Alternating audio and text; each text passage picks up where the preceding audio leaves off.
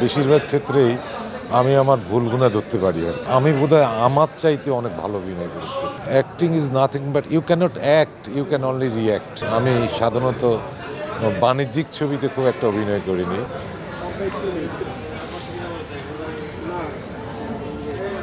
Cinema তো দর্শকদের জন্যই বানানো হয় বেশিরভাগ ক্ষেত্রে।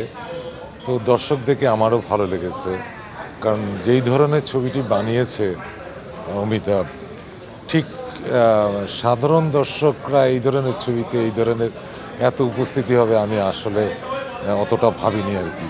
সে কারণে অনেক ভালো লাগছে। নিজে দেখে যখন আমার অনুভূতি, বেশিরভাগ ক্ষেত্রেই আমি আমার ভুলগুলো ধরতে পারি আর কি, যে আমার ঠিক কাজটা মানে আমি যেভাবে ভেবেছি হয়নি, সেটা আমার কারণেই। কিন্তু এই ছবিটি দেখে আমার মনে হয়েছে যে সেটা বিশেষ করে এই টিমের সহযোগিতার কারণেই হয়তো আমি বোধহয় আমার চাইতে অনেক ভালো অভিনয় করেছি, আমার কাছে সে মনে হয়েছে।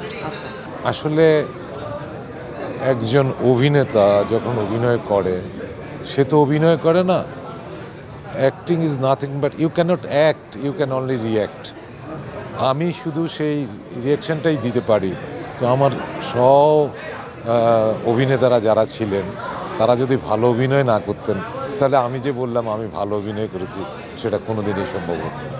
খুব শীঘ্রই আমি তো বেশিরভাগ নাটকেই, সিরিজ নাটক কিংবা 1 ঘন্টা নাটক, টেলিফিল্ম, এগুলোতেই কাজ করি। সিনেমাতেও কাজ করি আমি। আমার আরও 2-3টে ছবি রিলিজ হওয়ার অপেক্ষায় আছে। কারেন্টলি একটা ছবিতে অভিনয় করছি।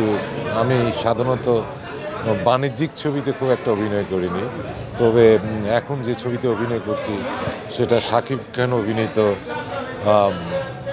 বরবাদ। যে ছবিটির শুটিং অধিকাংশই বোম্বে, কলকাতায় হয়েছে, ঢাকাতেও আছে। ঢাকাতেও সামনে শুটিং আমি করব, 30 তারিখেই সম্ভবত ওই ছবির শুটিং শেষ হবে। তো বাণিজ্যিক ছবিতে আমাকে কেমন মনে হয়, আমি সেটাই দেখার অপেক্ষা আছে। আসলে মাধ্যম আমার কাছে চ্যালেঞ্জের নয়, মাধ্যম হয়েছে আমার নিজেকে নিয়ে। মানে আমি ক্যারেক্টারটা করতে পারবো কি না, সেটা যে কোনো মাধ্যমে, টিভি, স্টেজ অথবা সিনেমা, যাই হোক, একটি ক্যারেক্টার যখন অফার আসে আমাকে অভিনয় করার জন্য, তখন সেটা ঠিক মতো করতে পারবো কি না, সেটাই আমার কাছে চ্যালেঞ্জ হয়ে যায়।